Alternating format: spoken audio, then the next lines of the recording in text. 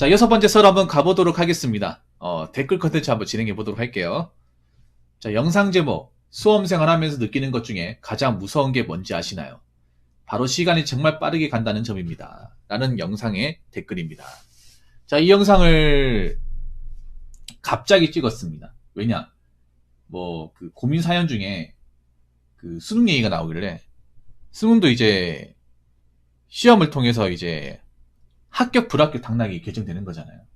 그런 점에서 공무원 시험하고 비슷하잖아. 예.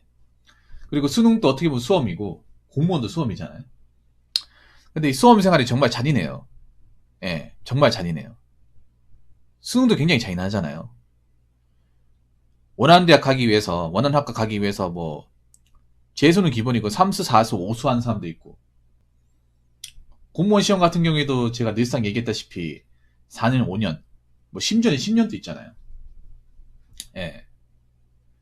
이게 무서운 게 뭐냐 하면, 그렇게 많은 시간 동안 공부에 전념을 하고 시간 할애를 했는데, 막상 생각보다 굉장히 빠른 시간이 갔다는 거예요. 그러니까, 내가 공부한 지 5년이 됐어?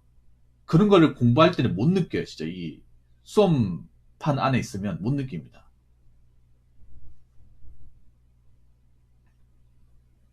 그래서 제가 공부할 때 그런 거 많이 느꼈거든요. 야, 시간 진짜 한 것도 없는데 벌써 올해가 지나간단 말이야? 예. 그래서 제가 감히 말씀드린 거지만 수험 생활에 너무나 많은 시간을 할애해서 막 묶여 있으면 안 돼요, 이게. 예. 왜냐하면 수험 생활은 사실 우리가 먹고 사는데 그렇게 도움이 되지는 않아요. 예. 그래서 정말 빡집중하고 공부가 잘 된다 싶을 때 빡집중해서 나와야 됩니다. 예. 아무튼 그런 취지의 영상을 찍었습니다.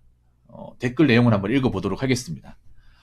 우리나라가 특이한 게 뭐냐면 사업의 리스크를 감수해야 한다고 말하면서 공부는 리스크를 강조하진 않음. 공부도 지나치게 매몰되면 도박꾼이나 마찬가지임. 공부도 리스크가 분명 존재하는데 성공 스토리만 강조하며 너도 할 수 있어, 이지랄 하면서 과거의 영웅담이나 인생 역전 히스토리를 꺼내는 사람들을 경계해야 함. 나는 성공시나 인생 역전 스토리 따위 기담아 듣지 않음.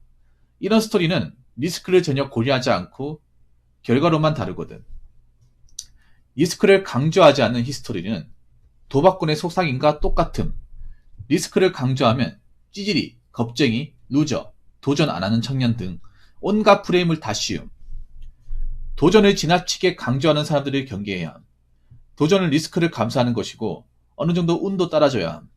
서민들이 리스크 감당하다가 자살하는 사람들이 성공한 사람들보다 훨씬 많음. 이 점을 명심하고 덤벼야 함. 아무런 플랜도 없이, 아무런 인맥도 없이, 아무런 기반도 없이 무리하게 시간을 투자하는 것도 충분히 도박이 될 수 있음. 누구는 투자 경험이라고 미화하겠지만 난 그렇게 생각하지 않음.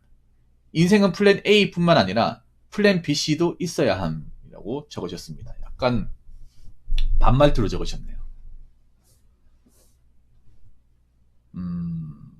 보통 우리나라가 보면 공부 같은 거는 무조건 열심히 하면 좋다고 해요. 공부는 하면 할수록 좋다. 이런 마인드를 가지고 있잖아요. 공부는 좋아요. 근데 여기서 우리가 중요한 게 뭐냐면 공부에서 좋다는 거는 보통 시험에 한정해서 한 얘기거든요. 그 시험이라는 게 뭐냐면 이제 시험을 쳐서 점수로 나오는 것들. 합격, 불합격 당락이 좌우되는 그 공부만 얘기하거든요. 근데 우리가 살다 보면 다 공부예요. 유튜브 하는 것도 공부예요. 썰 하는 것도 공부고, 세상 적응하는 것도 공부고, 돈 버는 것도 공부고, 돈 관리하는 것도 공부예요. 근데 난 우리나라가 좀 이 공부에 대해서 너무 그 시험에 대한 부분만 한정해서 공부를 딱 단정지는 게 너무 안타까워요. 그렇지 않나요? 여러분이 우리가 얘기하는 공부는 그냥 시험 한정이잖아. 그냥 시험이란 퀘스트 정보 그 정도잖아요. 거기에 한정된 것을 공부라고 얘기하잖아요. 제가 얘기하는 그 부분에 대해서 공부라고 얘기하지 않잖아요.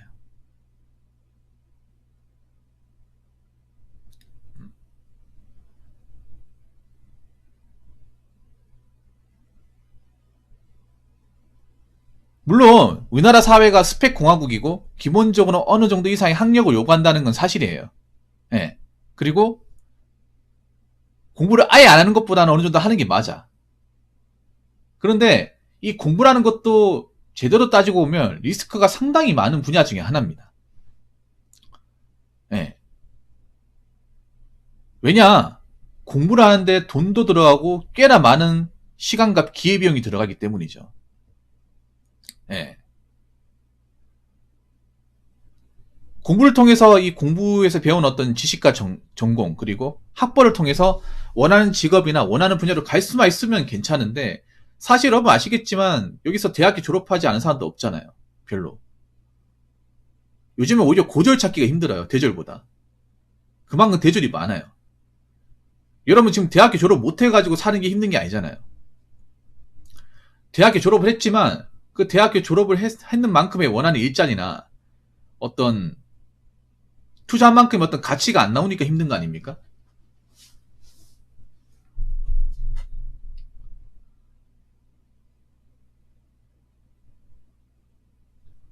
공부도 리스크 많습니다. 근데 웃긴 게 뭐냐 하면 이 미디어나 뭐 공부 관련 프로그램에서 리스크에 대해서는 절대 얘기하지 않아요. 공부에 대한 리스크에 대해서는. 네. 사실 공부라는 것도 빈익빈 부익비가 엄연히 작용하는 겁니다. 왜냐하면 돈이 있는 사람은 삽질해도 됩니다. 공부를 통해서 뭐 좀 떨어져도 돼요. 장수생 돼도 됩니다. 그런데 없는 사람, 집 형편이 안 좋은 사람은 공부 자체만은 리스크예요. 1년, 2년 이렇게 딜레이 되는 것도 리스크입니다.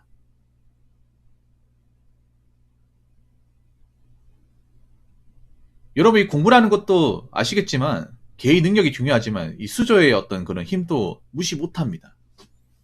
자본력이라는 것도. 특히 없는 사람이 공부를 하는 것은 리스크가 굉장히 심해요. 심해. 같은 공부를 해도 집이 좀 능력이 받쳐주는 집하고 아무것도 없어가지고 내가 공부에 1년씩 투자할 때마다 뭔가 집이 형편이 어려워지는 그런 환경하고 굉장히 다릅니다. 모든 수험생을 다 똑같이 보면 안 됩니다. 예. 공부도 지나치게 매몰되면 도박꾼이나 마찬가지. 이 공부가 무서운 게 뭐냐면 공부는 사람들이 도박으로 생각하지 않거든요. 공부를 도박으로 얘기한다? 그럼 욕합니다. 야, 할 말 있고 안 할 말이 있지. 공부를 그 도박 노름 따위라 비교를 해? 이게 돌았나? 이런 소리예요.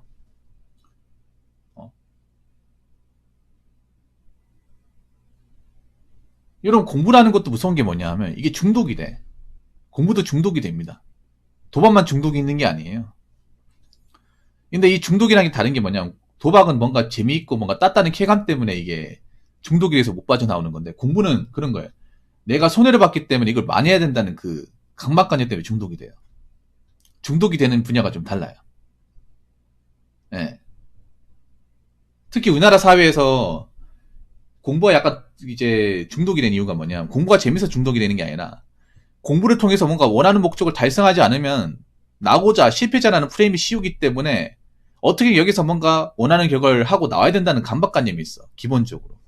수능도 그렇고 공무원 시험도 그렇고. 예. 한국 사람들이 기본적으로 그거 못 견뎌요. 뭐 공무원 공부하다가 안 될 수도 있는 거예요, 여러분. 안 된다고 해서 뭐 굶어 죽는 것도 아니고 어찌 맞춰가지고 그 뭐 이제 상황이 맞춰가지고 일자리 찾으면 됩니다. 물론 뭐 공무원보다 좋은 일자리 찾기 힘들죠. 힘들지만 뭐 뭐라도 하면 되죠. 근데 뭔가 공무원 시험에 뭔가 실패했다는 원하는 목적을 달성하지 못했다는 그 프레임 때문에 그 많은 어떤 공부를 했던 사람들이 견디기 힘들어요. 공부란 리스크가 상당히 많이 존재합니다. 예.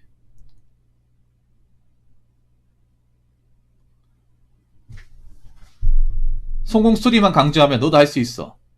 과거의 영담이나 인생 역전 스토리를 꺼내는 사람들을 경계해요. 근데 방송에서 그런 걸 굉장히 많이 하죠. 방송 프로그램이 난 좀 문제라고 생각하는 게 뭐냐면 뭔가 왜 그런 거 있잖아. 옛날에 뭐 공부의 재앙이나 아니면 공부의 왕도나 아니면 그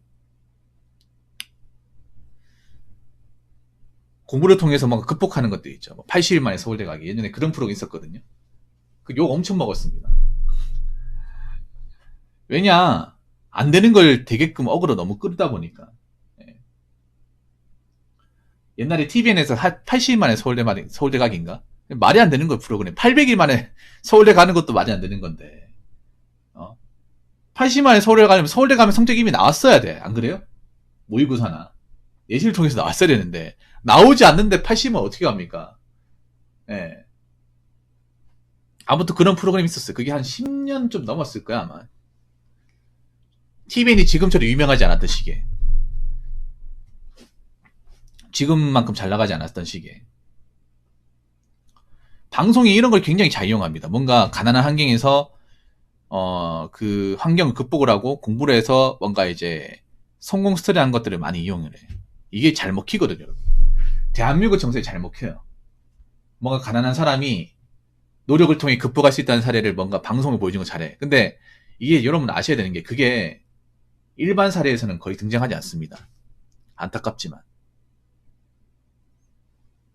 예. 물론 없는 사람들한테 가난한 사람들 희망이라는 거 중요해요.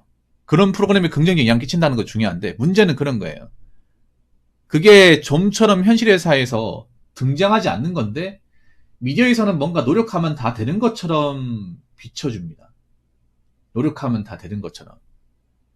근데 노력이라는 것도 개인 능력치나 어떤 상황에 따라서 한계치가 굉장히 있거든요.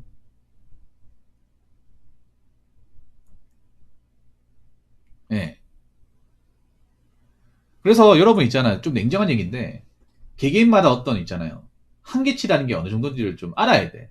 공부라는 것도 한계치가 있습니다, 여러분. 능력으로 정복할 수 있고 내가 갈 수 있는 어떤 단위라는 게 정해져 있어요. 특히 요즘 같은 사회는 한계가 더 명확합니다. 왜냐하면 요즘에는 뭐 없는 집일수록 가난한 환경일수록 대학교 준비 더 못해요. 뭐 수능 성적 좋아도 논술 준비 못하면 헛당이잖아. 근데 개인이 논술 준비하기 굉장히 빡시지 않습니까? 입시 전형 같은 거 알아보기도 힘들고.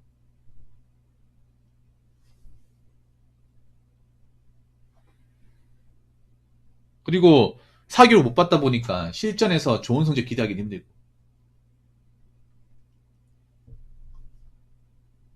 물론 그런 이제 엄청나게 어려운 과정을 이제 뚫고 나오신 분들 정말 대단한 사람이죠. 정말 대단한 사람인데 그게 누구에게나 가능한 건 절대 아니라는 거야. 어느 누구한테든 다 되는 게 아니에요. 더 되기 힘들어요, 여러분. 네. 물론 내가 지금 환경을 탈출하고 좀 나아지려면 도전을 해야 돼요. 도전을 해야 되는데 도전해왔던 그런 성공담, 좋은 점만을 부각시키고 도전의 위험성과 도전이 실패했을 경우의 대처법에 대해서는 그 누구도 얘기해주지 않아요. 사실 도전이라는 게 실패할 가능성이 훨씬 더 크거든요. 어떤 도전이든 간에. 특히 공부를 통한 도전은요. 실패 확률이 훨씬 더 높습니다. 단적으로 공무원 시험만 봐도 알 수 있잖아. 공무원 시험 같은 경우에도 경쟁률만 보더라도 예를 들어서 이제 공무원 경쟁률이 한 30대 정도 되잖아요. 그러면 실패 확률이 무려 96%입니다. 96.6%예요. 네. 왜냐? 경쟁률이 증명하고 있잖아요. 내년에는 더 낮아지겠죠. 내년에는 TO가 적어지니까. 그러면 이 실패를 했을 경우에 어떻게 극복을 해야 되고 안 될 수 있다는 것, 안 될 수 있다는 것을 감안했을 때 난 어떻게 살아야 될지에 대해서 분석을 해야 돼. 이분 얘기한 것처럼 BC가 있어야 됩니다. 특히 없는 사람일수록. 뒤가 없는 사람일수록. 가진 게 없는 사람일수록. 실패했을 경우에 데미지가 큰 사람일수록 플랜이 있어야 됩니다. 오히려 가진 것도 없고 뒤가 없는 사람이 플랜 없이 하잖아요. 그러면 이건 그냥 뭐 인생 던지겠다는 겁니다. 없는 사람은 절대 이런 마인드대로 가면 안 돼요. 도전을 할 수 있어요. 도전을 하되 리미트를 정해놔야 됩니다. 언제까지 할 거란 리미트를. 그리고 이게 안 됐을 경우에 난 어떻게 살아갈 것이라는 계획도 세워야 돼요. 그런 계획 없이 공무원 시험을 준비한다. 될 때까지 한다. 그만큼 무모한 게 없습니다. 네, 그래서 제가 얘기하고 싶은 거는 어떤 공부든 리스크 다 있습니다. 무조건 다 성공하고 잘 되는 거 아닙니다.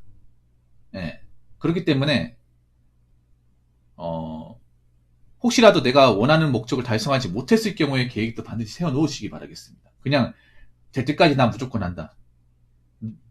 네가 이기나 내가 이기나 해보자. 그냥 이렇게 멸망전 가버리면 진짜 멸망할 수 있습니다. 무슨 말인지 아시겠죠? 자, 이상으로 6번째 썰 마치도록 하겠습니다.